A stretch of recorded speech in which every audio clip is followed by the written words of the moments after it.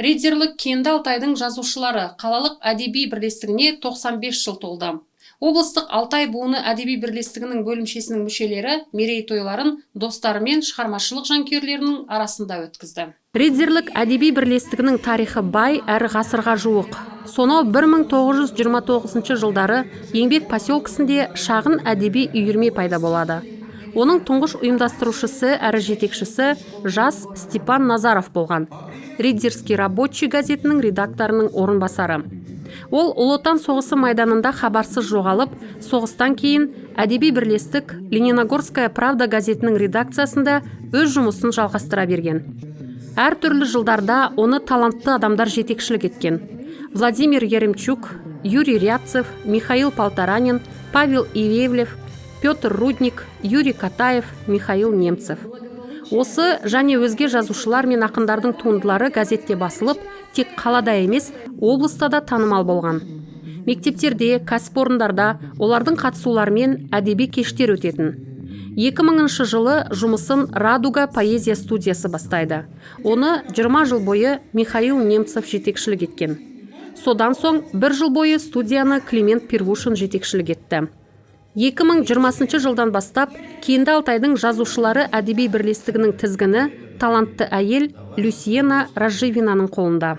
За 95 лет перед глазами читателей 95 жылдың ішінде оқырмандардың көз алдарында талантты жазушылардың, ақындардың түрлі портреттерінің галереясы өтті. Олар түрлі кәсіп иелері болатын. Геологтар мен педагогтар, педагогтар мен дәрігерлер, журналистер, суретшілер, жүргізушілер, құрылысшылар. Алайда оларды біріктірген бір ғана поэзия болған. Ол жарық пен махаббат әкелген. Ол адамдар қала тарихында өшпес із қалдырған. Олар қазір жоқ, бірақ өз өлеңдерінде, прозаларында, кітаптарында қалды. Біз оларды құрмет тұтамыз, еске аламыз, жақсы көреміз. Жылдар өтті, ұрпақтар ауысты. Әдеби бірлестіктің құрамы өзгерді. Қазіргі таңда біз 15 адамбыз. Әдеби бірлестік тірлігін жасап, жұмыс істеп жатыр.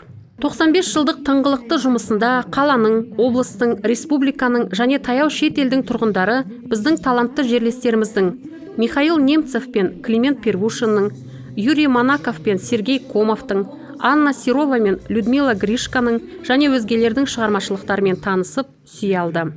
Көпшілігі Ресей жазушылары одағының мүшелері және халықаралық байқаулардың жеңімпаздары болып табылады. Әдеби ұйымның бүгінгі мүшелері алдыңғылардың дәстүрлерін жалғастырып келеді. Мы патриоты своего города, так же, как и наши предшественники. Мы стараемся нести вам. Біз өзіміздің алдындағылардай қаламыздың патриоттарымыз. Біз сіздерге жарық пен мейірімділік, махаббат сыйлауға тырысамыз. Және осы кездесуден кейін бізді еске алғанда, сіздерде мынандай ой туындаса деп тілейміз. Сені уайымыңнан арылтатын, махаббатымен жылытатын, күнде жылуын шашатын адамдар бар. Олардан кете алмайсың. Жұлдыздай жарқыраған, тіпті олармен қош айтыссаң да, сенің жолыңды жарықтандыратын адамдар бар. Біздің бүкіл 95 жылғы поэзиямыздың жарығы сіздердің жүректеріңізді жылыта берсін.